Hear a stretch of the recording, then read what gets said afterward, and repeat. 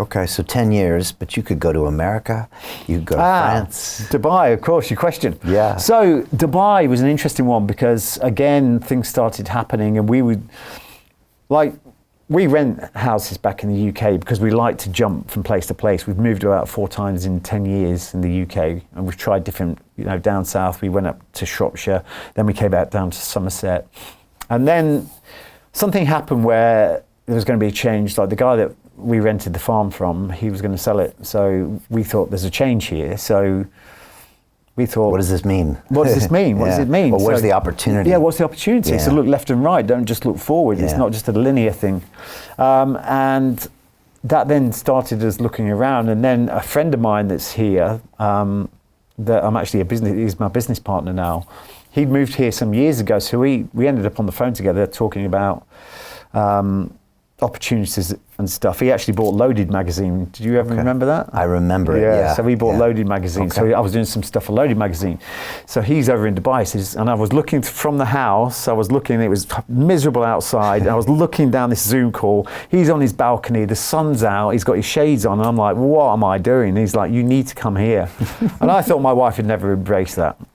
And then a few months later, a really good friend of mine, Jimmy Narain, who's actually staying at my house now, who's a digital nomad who travels all over the world, came to stay with us. And I left him with my wife in the kitchen talking while I went out and did something. Before I knew it, I came back and my wife said, why don't we go to Dubai? And my wife is the kind of person that will say something, but then she'll procrastinate on that and then find 100 reasons why not to do it. I'd book the flights by the next day.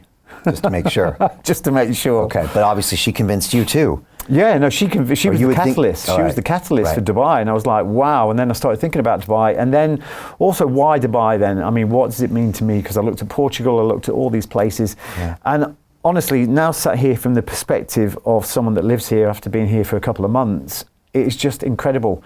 You cannot replicate what's going on here, or you cannot compare this to the UK. Now, if you met 5 people in the UK, you'd be struggling to find one that's an entrepreneur. You'd be the odd one out there. 50 maybe. Yeah, exactly. You come here, and you can't just cruise here. You can't come and live off the state. Your back's against the wall. First thing for me, and we both said this, one day we woke up in our farm in Somerset, and we went, I feel like I'm semi-retired. And I wanted that kind of passion. That passion I had when I had nothing, I wanted that back. I wanted my back against the wall to be able to come out and really start to evolve my business and stuff.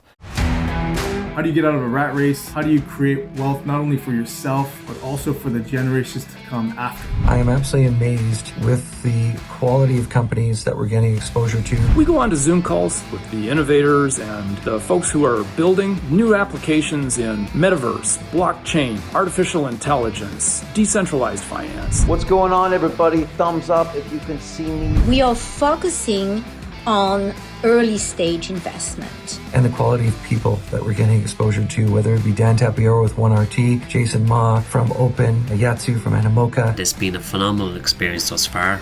It has far exceeded my expectations.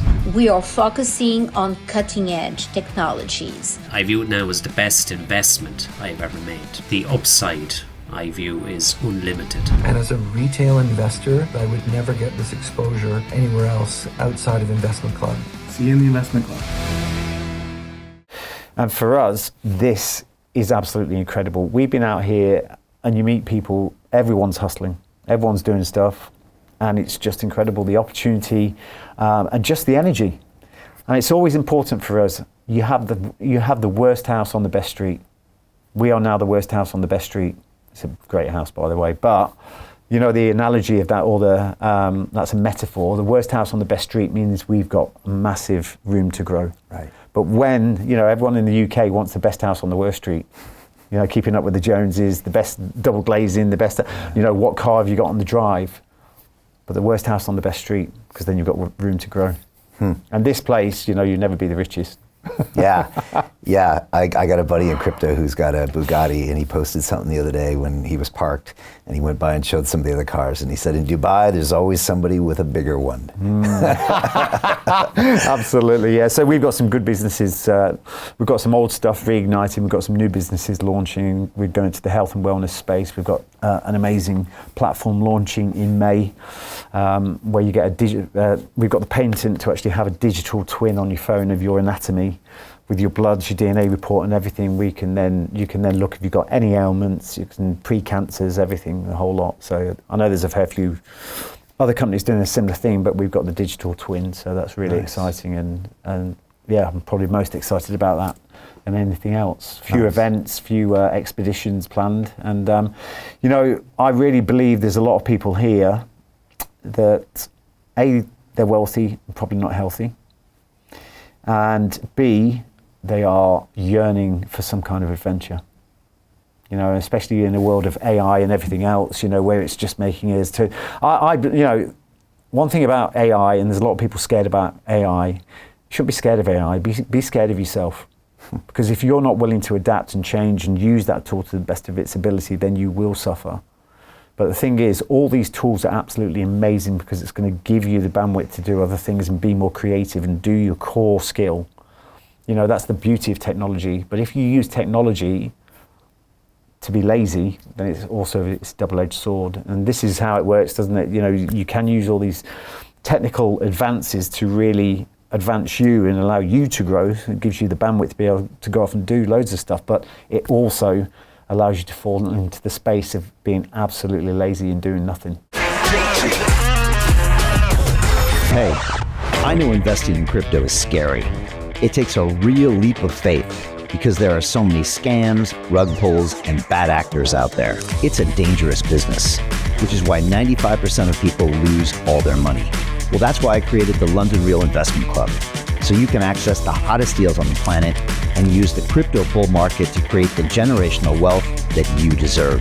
Join my team of over 100 people from around the world that are making millions of dollars behind the scenes investing in blockchain, AI, Web3 games, DeFi, Bitcoin, and more.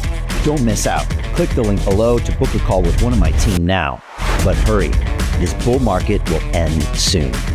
I know investing in crypto can be scary. That's why you gotta join the investment club. Pull the trigger. Let's do this.